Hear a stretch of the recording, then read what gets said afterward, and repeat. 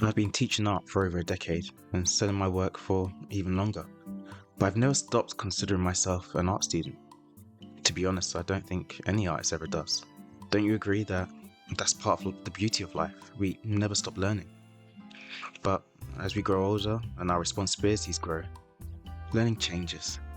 Gone is the structure of educational institutions. Rather, we have total freedom to learn what we want, when we want. Quite a blessing and quite a curse. For me, like many of you, I wear a lot of hats, so there's always a lot to learn, and the areas don't always overlap as much as we'd hope.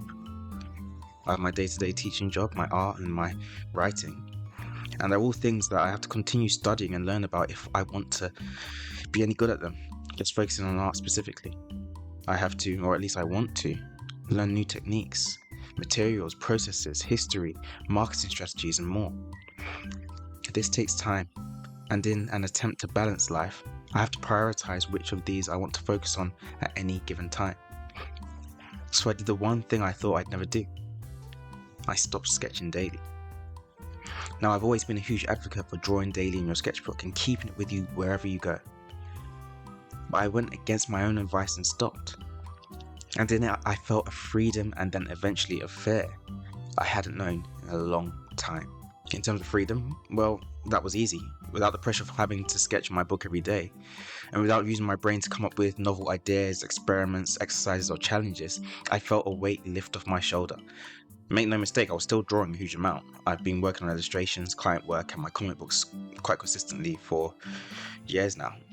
But not sketching daily actually freed me up to focus more of my creative energy into those major projects. It helped me to avoid, or at least belay, the decision fatigue. And creatively, I felt great. It worked. Meanwhile, elsewhere, I started developing my visual library and story crafting a bit more. I traveled, I visited museums, I returned to reading comics, novels, non-fiction, essays, all with new earnest. And I finished many of my shows and movies and returned to anime, this time much more selectively, but also with a bit more of an analytical view of it, trying to understand exactly what the artists, what the writers, what everyone who created it was actually aiming to achieve and what they were doing. And in this way, I studied and I learned, and something amazing happened.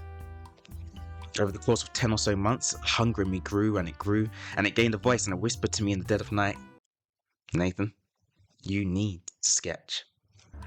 And so I sat down the next day, ordered 2 new sketchbooks, and here I am starting again.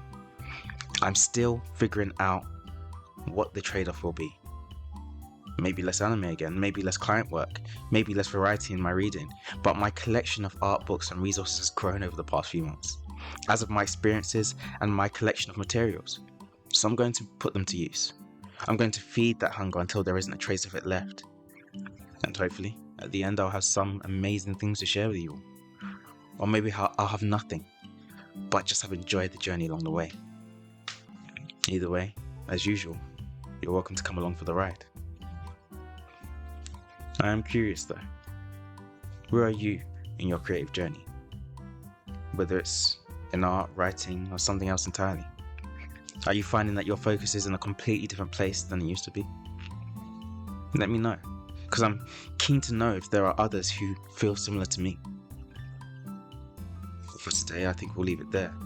So thanks for watching and joining me on this journey. Until next time.